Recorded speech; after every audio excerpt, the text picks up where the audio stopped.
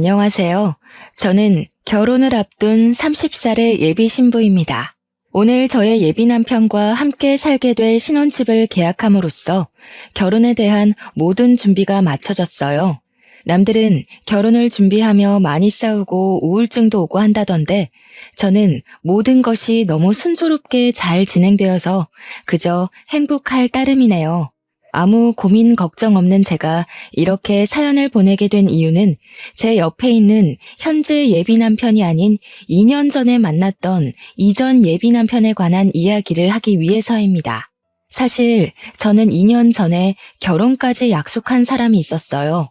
그 당시에는 정말 내 인생의 마지막 남자라 생각하고 만났는데 결국에는 그 사람에게 어이없이 파혼당하고 헤어졌네요. 헤어지고 나서는 좀 힘들기는 했지만 지금 보면 그 사람과 헤어져서 더 좋은 남자를 만날 수 있게 된 것 같아요. 그럼 지금부터 2년 전으로 돌아가 저의 이전 예비 남편 이야기를 꺼내볼까 해요. 2년 전, 저는 아버지의 회사에서 격리로 근무하고 있었습니다. 아버지의 회사는 저희 할아버지부터 운영을 해오던 회사로 설립한 지 60년이나 되었고 직원 수도 80명에 연 매출도 100억이 넘는 알짜배기 중소기업이랍니다.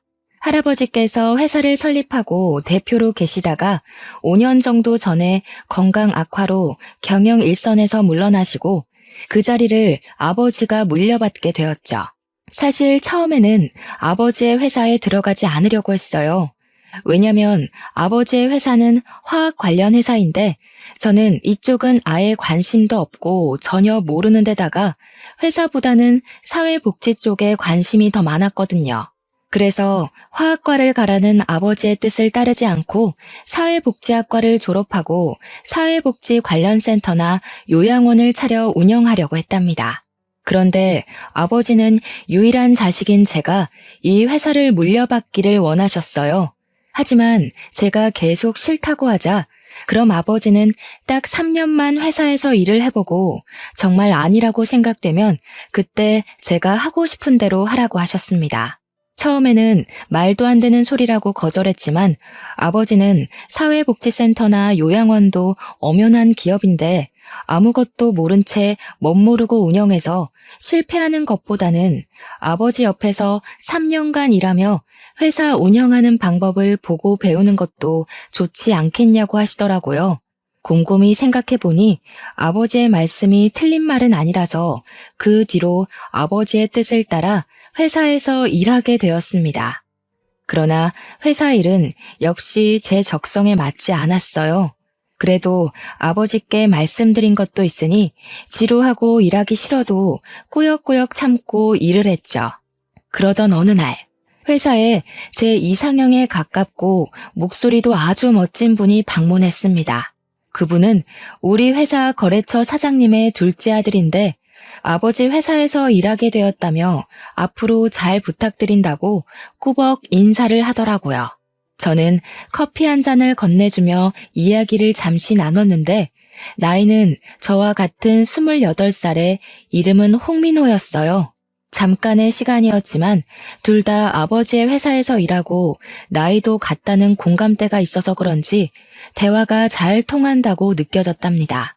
그 뒤로 회사 업무를 핑계로 몇 번 통화도 하고 만나서 이야기도 나누면서 친분을 서서히 쌓아갔고 그렇게 몇 달이 지나 우리는 연인이 되었어요. 연애만 할 때는 그저 행복했습니다.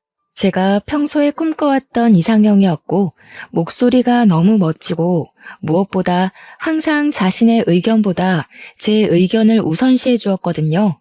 저는 이 사람과 결혼하면 평생 행복하게 살 수 있을 것 같다는 확신이 들었고 연인 사이가 된 지 6개월 만에 정식으로 부모님께 인사를 드리자고 했습니다.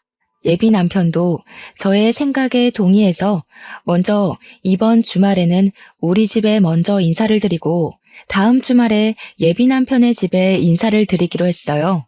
예비 남편이 우리 집에 오기로 한 날 아침이 밝았어요. 우리 엄마는 제가 집에 남자를 데리고 온다고 하자 아주 많이 반가워하시며 새벽부터 일어나 이것저것 음식을 장만하셨습니다.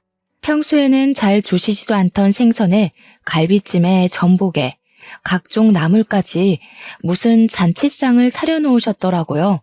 엄마를 도와 상차림이 마쳐지고 얼마 지나지 않아 예비 남편한테 집 앞이니 대문을 열어달라는 전화가 왔어요. 문을 열어보니 예비 남편이 서 있었는데 저는 약간 실망했습니다. 저희 부모님은 친구의 집에 처음 방문할 때에는 작은 음료수나 과자라도 사들고 가는 것이 예의라고 알려주셨는데 예비 남편은 빈손으로 왔더라고요. 여기까지는 사람마다 생각의 차이이고 남의 집에 간다고 꼭 뭐를 사들고 가는 것이 법으로 정해진 것도 아니기에 그럴 수도 있다고 생각했어요. 그런데 결혼을 생각한 사람의 집에 첫인사를 오는데 회사에서 입는 작업복을 입고 온 것이 아니겠어요? 제가 회사에서 일하다가 온 거냐고 물으니 그것도 아니고 작업복이 제일 편해서 그냥 입고 왔다고 하더라고요.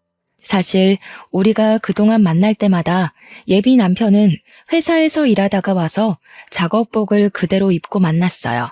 어차피 둘이서만 만나는 거고 예비 남편은 아버지의 회사를 물려받을 생각으로 회사에서 먹고 자고 생활하니 그런 부분에 대해 큰 불만은 없었습니다.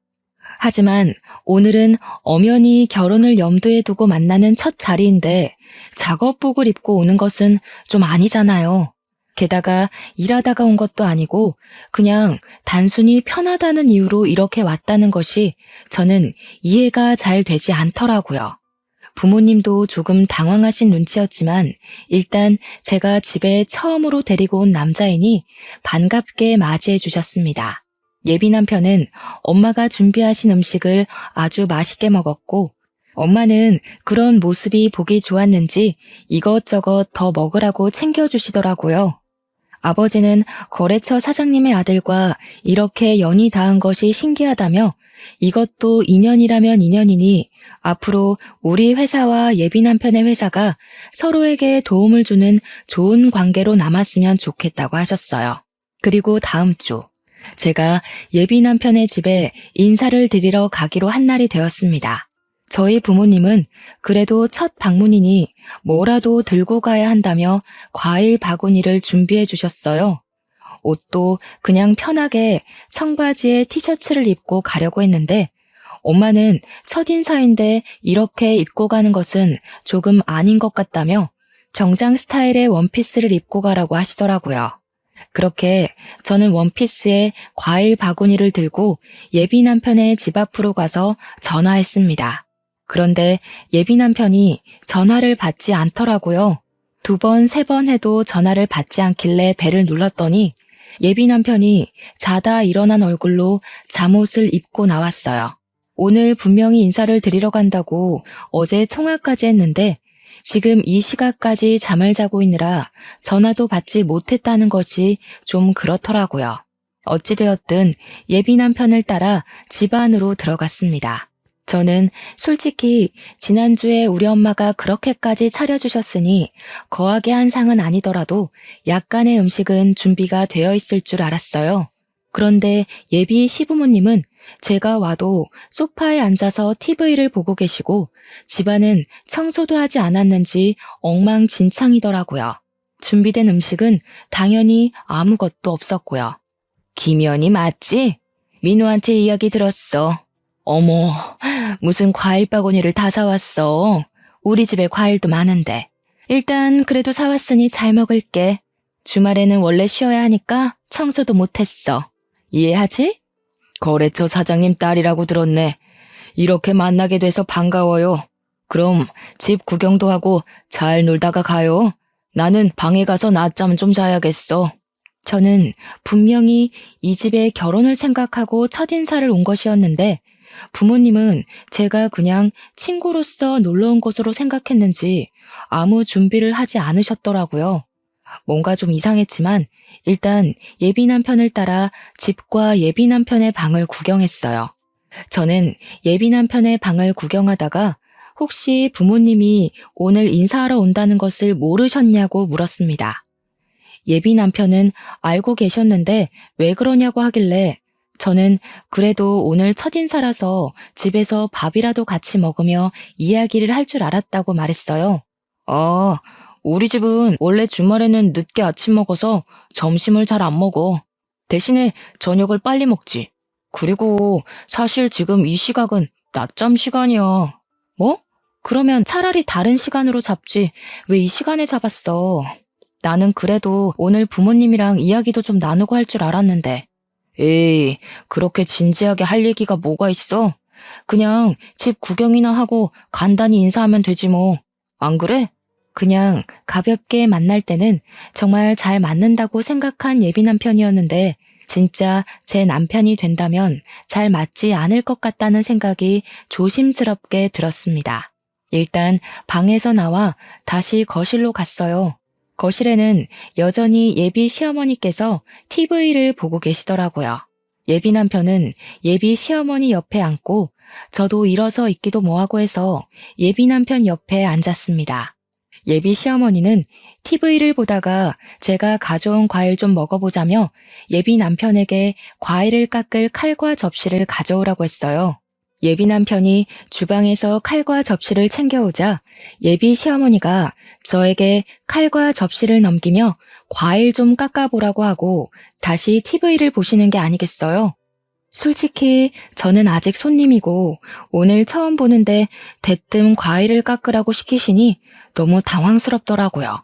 하지만 과일 깎는 것이 어려운 일이 아니니 그냥 과일 바구니 안에서 사과와 배를 가져와 깎았어요. 연희야, 껍질이 너무 두껍네. 껍질을 얇게 깎아야지. 너 회사 일하느라 살림은 하나도 해보지 않았구나? 티가 너무 난다. 결혼하기 전에 과일 깎는 법부터 배워와. 알겠니? 예비 시어머니는 제가 깎아둔 껍질을 들고 너무 두껍게 깎았다고 타박하며 과일을 드시기 시작했어요. 예비 남편은 예비 시어머니의 그런 말을 듣고도 아무 말도 하지 않고 과일을 혼자 집어먹더라고요. 솔직히 우리 집에서는 예비 남편 온다고 상다리 휘어지게 잔치상을 차려 대접했는데 여기서는 물 한 잔도 받아 먹지 못하고 이렇게 과일이나 깎고 있으며 타박까지 듣는 것이 화가 났어요. 그래도 처음 뵙는 자리인데 굳이 소란을 만들고 싶지는 않아서 그냥 꾹 참고 있었습니다. 그런데 너네는 결혼하면 엄마한테 용돈 얼마 줄 거야? 연희 너희 회사는 꽤 크니까 부모님 도움 많이 받을 수 있지 않아? 나중에 연희 네가 회사 물려받을 수도 있고 말이야. 저는 아버지 회사에는 관심 없어요. 지금은 3년만 회사에 다녀보라고 하셔서 그냥 다니고 있는 거예요. 그리고 저는 결혼할 때 친정의 도움 없이 제 힘으로 결혼을 하고 싶어요. 그래? 그럼 뭐 많이 모았어?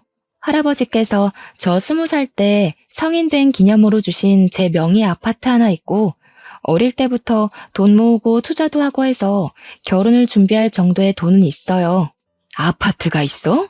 그럼 네 아파트에서 너희 신혼살림 꾸리면 되겠다. 참, 요새 내 주변에 며느리 본 사람들 이야기 들어보니까 며느리들이 시댁에 한 달에 100만 원씩 용돈 준다더라. 자산이 그 정도나 있으면 너희도 한 달에 용돈 100만 원 가능하겠다. 우리 민호가 여자는 기막히게 잘 골라왔네. 엄마, 당연하지. 연희도 회사 계속 다니고 나도 아버지 밑에서 일하면 그 정도는 가능하지 않겠어? 연희야, 그치?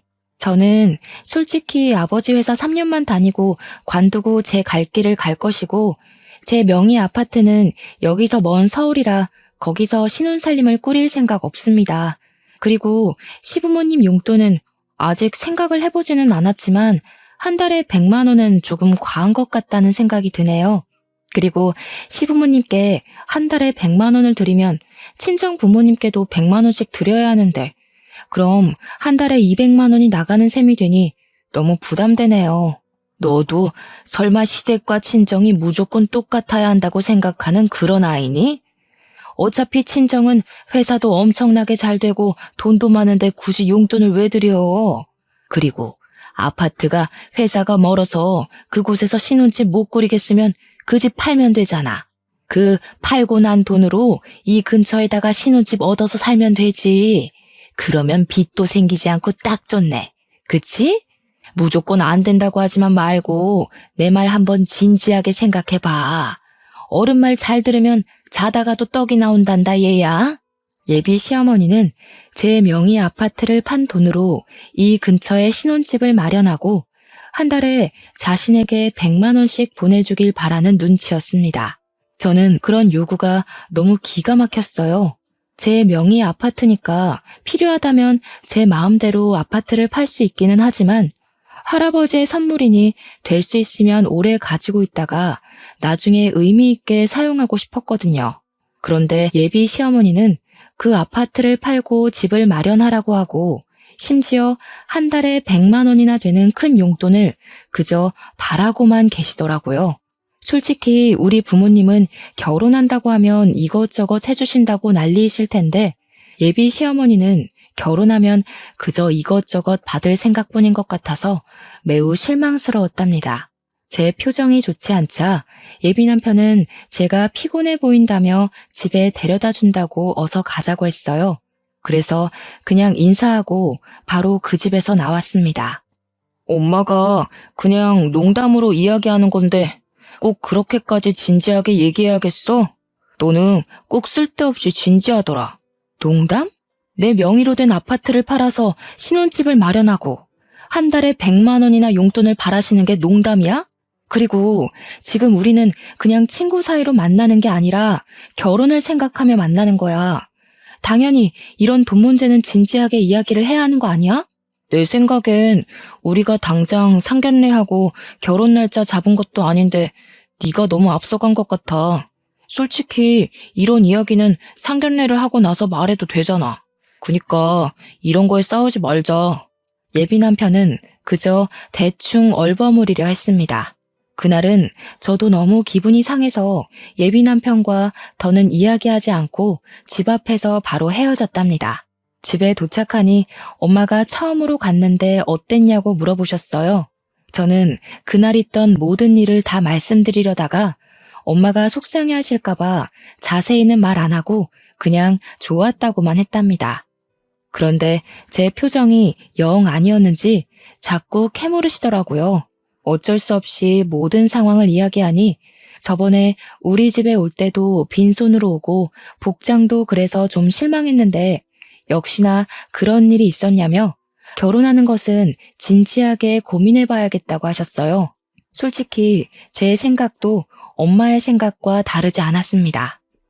오늘 한 번 뵀지만 예비 시댁은 너무 기본적인 예의도 없고 아무것도 안 하고 그저 바라기만 하는 것이 보였거든요.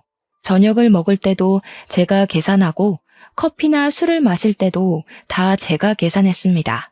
심지어 예비 남편 집을 방문하고 일주일 후가 제 생일날이었는데 생일 선물은커녕 케이크 한 조각도 없었더라고요.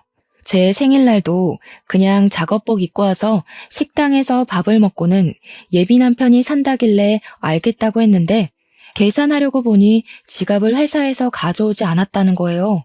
사람이 바쁘면 그럴 수도 있겠지 싶어 제가 식사 비용을 계산했어요. 그런데 어이없는 건 차에 가보니 지갑이 떡하니 있더라고요. 지갑을 본 예비 남편이 당황해하는데 일부러 놓고 간 것 같다는 생각이 들었답니다. 뭐 우리가 그리 비싼 밥을 먹은 것도 아니니 제가 얼마든지 계산을 할 수 있었고 제 생일이라고 꼭 선물을 받아야 한다는 것도 아니에요. 그런데 요리조리 피하면서 그냥 돈을 한 푼도 쓰지 않으려는 모습이 보이니까 너무 얄밉더라고요. 그렇게 한 달이라는 시간이 지났습니다.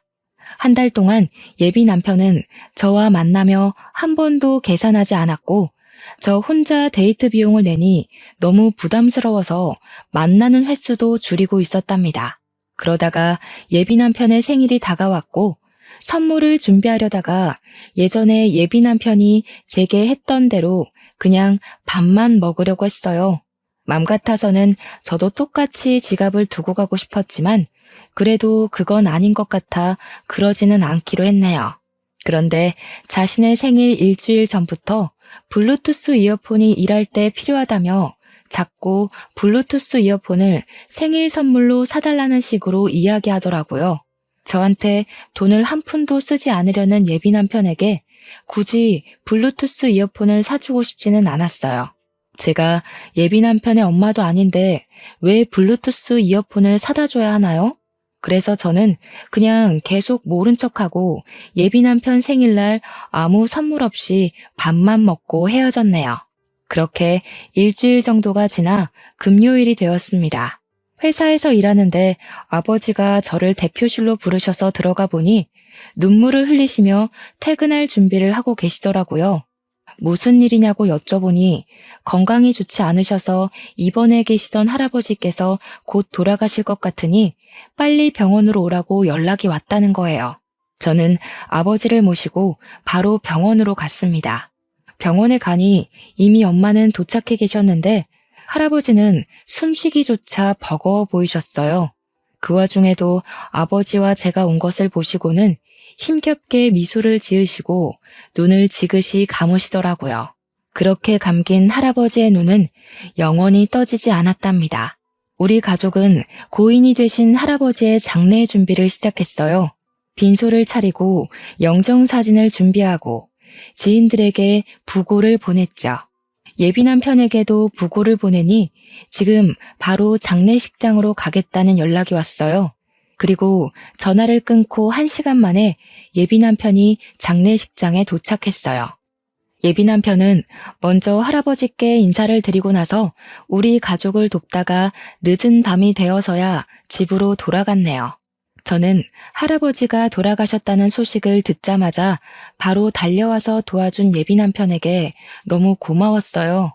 사실 그 전까지만 해도 예비 남편에게 많이 서운했었지만 그런 감정이 모두 다 사라지고 그저 고맙고 또 고마울 따름이었습니다. 그리고 다음날 할아버지의 입관식을 마치고 슬픔에 잠겨 있는데 모르는 번호로 전화가 왔어요. 내 번호 몰랐지? 나 민호 엄마. 그니까 장차 너의 시어머니가 될 사람이야. 다름이 아니고 오늘 오후에 김치 담글 건데 와서 배워. 결혼 전에 시댁에 드나들면서 가족들과도 친분을 쌓고 해야 하는 거다. 저번에 민호 형, 그니까 너의 아주버님도 못 봤잖아. 오늘 와서 인사도 좀 하고 저번에 과일 깎을 때 보니까 살림 솜씨도 영 없는 것 같은데 이참에 와서 살림도 배우고 해라. 민호한테 못 들으셨나 봐요. 저희 할아버지 돌아가셔서 지금 장례식 중이에요. 저 못 갑니다. 알아. 어제 민호한테 들었어. 그런데 부모 장례식도 아니고 조부모 장례식인데다가 너는 손녀인데 굳이 꼭 사흘 내내 있어야 하니? 그냥 내일 발인 때나 가면 되지. 일손이 부족하기도 하고 지금 할 일이 태산이니까 어서 와라. 알겠니? 정말 너무하시네요. 제가 진짜 그 집 며느리도 아니고 설사 며느리라 해도 할아버지가 돌아가시면 시댁에 무슨 일이 있어도 당연히 장례식장에 가야 하는 거 아닌가요? 지금 결혼도 안 한 제가 할아버지의 장례식도 불참하고 고작 예비시댁에 김장하러 가야 할 이유 전혀 없다고 보는데요. 뭐? 너 말 다 했니? 고작 예비시댁? 그리고 김장이 얼마나 중요한 일인데 어떻게 말을 그딴 식으로 하니? 너 정말 못 배워먹은 아이구나. 정말 너무하다. 정말 너무한 건 어머님이시죠. 그리고 누구든 조부상 중이면 이런 말 전에 위로부터 하는 게 당연한 겁니다. 조부상을 당한 것을 알면서도 위로는커녕 김치를 담그러 오라니. 지나가는 사람 붙잡고 물어보세요. 이게 옳은 일인지요? 저는 처음에 예비 시어머니가 김장하러 오라길래 당연히 할아버지가 돌아가신 사실을 모른다고 생각했습니다. 그런데 예비 시어머니는 그 사실을 아는데도 저는 손녀이니 굳이 3일 다 있을 필요가 없다며 김장을 배우러 오라고 하는 게 아니겠어요.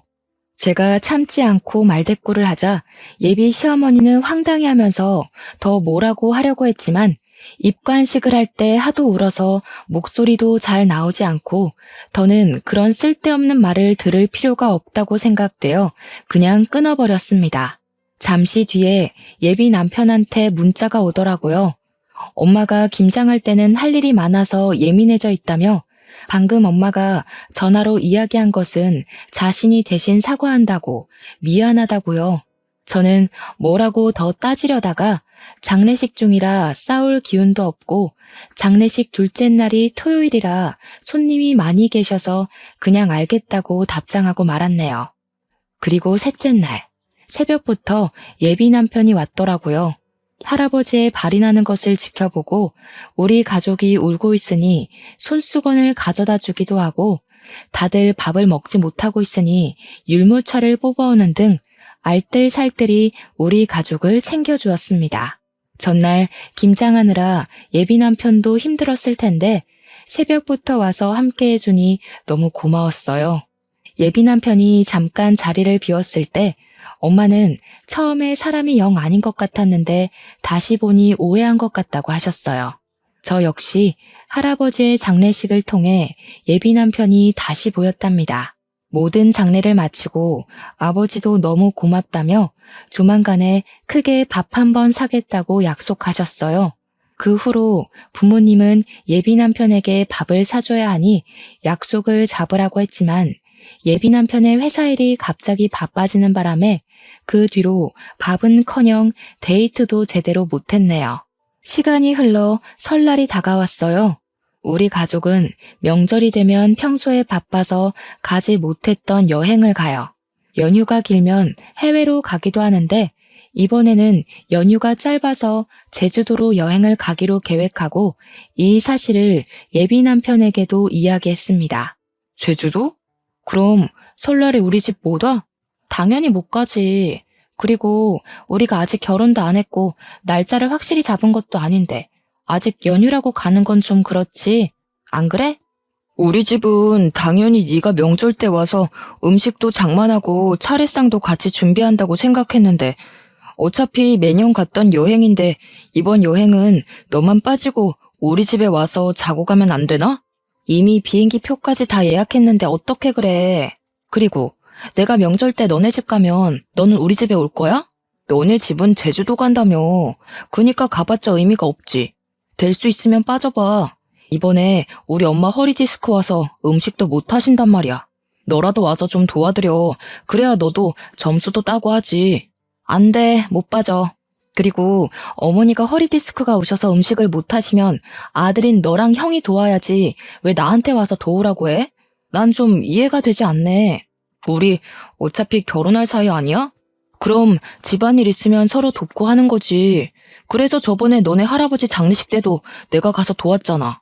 그럼 너도 당연히 한 번은 도와야 하는 거 아니야? 그래, 네가 할아버지 장례식 때 와서 옆에서 챙겨준 거는 너무 고맙게 생각하고 있어. 그 부분은 네가 시간적 여유가 있을 때 크게 밥 한 번 살게. 그런데 아무리 그래도 아직 결혼식 날짜도 잡지 않았고 상견례도 하지 않았는데 명절이라고 가서 음식 장만하는 건 아직은 아닌 것 같아. 예전에 너 말 맞다 나 상견례하고 결혼 날짜 잡은 것도 아닌데 네가 너무 앞서간 것 같아. 거참 말 섭섭하게 하네. 그럼 나랑 뭐 결혼 안 하겠다는 거야? 그게 아니고 아직 결혼한 것도 아니고 상견례도 안 한 이 마당에 벌써 너네 집에 가서 며느리 노릇을 하는 건 아닌 것 같다고. 어차피 결혼하면 앞으로는 친정에서 이렇게 시간 보내지도 못할 텐데 결혼 전엔 우리 가족끼리 시간을 보내는 편이 더 좋을 것 같아. 일단 너의 뜻이 뭔지 알았어. 그럼 엄마한테는 그냥 여행을 간다는 말 안 하고 친척 집에 간다고 할게. 왜 굳이 그렇게 거짓말해? 그냥 여행을 간다고 해. 내가 뭐 친구들이랑 가겠다는 것도 아니고 매년 해왔던 것처럼 가족끼리 여행 가겠다는데 꼭 그게 그렇게 잘못된 거야? 매년 해왔다 해도 그렇지. 예비 며느리가 시댁에 와서 일은 하지 않고 여행을 간다는데 그걸 반길 시부모가 어딨겠어? 글쎄, 나는 굳이 거짓말을 왜 해야 하는지 잘 모르겠네. 난 솔직히 이런 거로 우리가 다투는 것도 이해가 안 가. 그리고 예비 며느리? 우리가 뭐 결혼식 날짜라도 잡았니? 상견례라도 했어?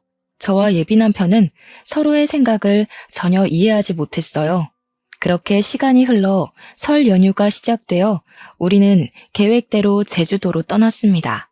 제주도 숙소에 도착해서 짐을 풀고 있는데 예비 시어머니한테 전화가 왔어요. 나다. 너 가족끼리 제주도 갔다며? 결혼을 생각하면 당연히 시댁에 와서 살림도 배우고 같이 음식 장만도 하고 어른들께 인사도 해야 하는 거 아니냐? 저번에 김장 때는 할아버지 돌아가셨다고 못 온다더니 이번에는 명절인데도 여행을 간다고 못 와? 이게 말이나 되는 소리니? 이번에는 너도 있으니 음식도 많이 하려고 재료도 많이 준비했는데 이 모든 것을 나 혼자 해야 한다니 정말 막막하구나. 제가 민호한테도 이야기했는데 저는 사실 상견례도 하지 않은 제가 굳이 명절이라고 시댁에 가서 음식을 해야 한다는 게 도무지 이해가 되지 않네요. 그리고 음식 장만할 사람이 필요하면 그 집에 아버지도 계시고 아들도 2명이나 있는데 넷이서 오손도손하게 앉아서 하면 되지. 꼭 제가 필요한가요? 무슨 제가 조리사도 아니고 말이에요. 이게 말이면 다인 줄 아나? 너네 부모가 그따위로 가르쳤니? 예비 시어머니가 버럭 소리를 지르는데 그 소리가 얼마나 큰지 옆에 있던 엄마가 다 듣고 모든 상황을 알게 되었답니다. 엄마는 예비 시어머니의 이런 황당한 요구에 화가 단단히 나셔서 저의 핸드폰을 뺏고 스피커로 어머니와 통화를 하셨어요. 저 연희 엄마 되는 사람입니다. 연희 아직 결혼도 하지 않았는데 김장이 웬 말이며 명절이라고 오라는 건 무슨 경우예요? 막말로 대개 아드님이 결혼 전부터 우리 집에 불려오면 좋겠습니까? 예비 며느리도 엄연히 며느리입니다. 앞으로 우리 집에 사람이 될 텐데 와서 살림도 배우고 가풍도 배우고 해야지요. 그리고 사위랑 며느리는 달라요. 며느리는 시댁에 뼈를 묻어야 하는 사람이에요. 사위는 백년손님, 며느리는 출가외인도 모르세요? 무슨 조선시대에서 오셨어요? 지금 시대가 어느 시대인데 아직도 출가외인 타령이세요. 우리 집 귀한 딸 연희 그런 집으로 시집 못 보냅니다. 그쪽이 대개 아드님 귀하게 키운 것처럼 저도 우리 연희 쥐면 부서질까 불면 날아갈까 애지중지 키웠습니다. 전 죽었다 깨어나도 그 집으로 시집 못 보내니 그런 줄 아세요. 이보세요. 뭐 말이면 단 줄 아세요? 그리고 그렇게 나오면 제가 몰라봬서 죄송하다고 할 줄 알아요? 저도 그 집이랑 결혼 못해도 아쉬울 거 하나 없어요. 시댁에 대한 기본 도리도 모르는 아이를 며느리로 들일 마음 추호도 없습니다. 시댁에 대한 기본 도리요? 그러는 그쪽은 사람에 대한 기본 도리가 하나도 없으시네요. 상 치르는 아이한테 김장하러 오라고 하지를 않나. 아직 결혼도 안 했는데 전화해서는 소리 지르면서 어서 오라고 하지 않나. 저는 이렇게 도리가 없는 집안에 우리 연희 절대 못 보냅니다. 전화 끊습니다. 엄마는 많이 화가 나셔서 민호랑 절대 결혼시키지 않을 테니 그만 만나라고 하셨습니다. 저 역시 저번 김장 때와 이번의 사건을 통해 결혼하면 고생길이 환히 열리는 것이 눈에 보여 결혼할 마음은 진작에 접었고 여행을 마치고 나서 예비 남편을 만나 살아온 가정 환경이 너무 맞지 않아 결혼을 못하겠다고 말해야겠다 생각했죠. 그래도 일단 시간을 내서 제주도에 왔으니 맛있는 음식도 먹고 재미있는 시간을 보냈습니다. 비록 바람이 불고 추워서 밖에서 놀지는 못했지만 가족끼리 숙소에서 알차게 시간을 보내고 다시 집으로 왔네요. 여행을 마치고 집으로 돌아와서 예비 남편에게 전화했는데 받지 않더라고요. 문자와 카톡을 남겨도 읽지도 않고 답장도 없었어요. 그 다음 날도 그 다음 날도 예비 남편은 연락이 되지 않았습니다. 집으로 찾아갈까 했지만 뭐 지금 서로 애틋해서 하루라도 못 보면 죽겠는 사이도 아니고 헤어지자고 말하려는 판에 굳이 집 앞까지 찾아가고 싶지는 않더라고요. 그냥 언젠간 연락이 오겠지 싶었고 또 무엇보다 우리 회사에 업무차 2주일에 한 번씩은 오니까 언젠간 회사에서 볼 거로 생각했답니다. 그렇게 연락이 되지 않은 지 4일 정도가 지났어요. 예비 남편의 회사에서 사람이 왔다길래 보니까 예비 남편이 아닌 다른 사람이 와 있더라고요. 혹시 누구시냐고 했더니 예비 남편 회사 사장님의 첫째 아들, 즉 예비 남편의 형이었어요. 인사를 하고 제자리에 와서 일하려는데 회사에서 오랫동안 근무를 한 과장님이 예비 남편의 형이 예전에 파혼하고 정말 오랜만에 왔다는 거예요. 무슨 말이냐고 했더니 4년 정도 전에 결혼한다며 엄청나게 좋아하면서 청첩장까지 돌렸는데 결혼하지 못했대요. 그러면서 외모도 나쁘지 않고 성격도 좋으신 분 같은데 왜 파혼을 했는지 모르겠다고 하더라고요. 저는 그 이야기를 들으니 왜 파혼한지 알 것만 같았어요. 시어머니라는 사람이 아직 상견례도 안 하고 결혼 날짜도 잡지 않은 제게 앞으로 며느리가 될 사람이라며 얼토당토 아니한 것들을 과하게 요구하는데 결혼 날짜까지 잡았었다면 황당하고 어이없는 것들을 얼마나 요구했겠어요. 보나마나 불보듯 뻔하죠. 형님이 성격이 좋아도 시어머니 자리가 그 모양인데 어떻게 결혼까지 할 수 있었겠습니까? 저는 형님과 결혼하려고 했던 그 여자분의 마음이 100번, 1000번 이해가 가더라고요.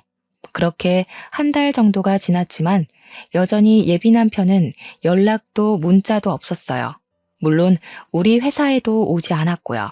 연락이 없는지 2달 정도 되었을 때 집에서 쉬고 있는데 아버지가 아직도 민호와 만나고 있냐고 물어보셨습니다.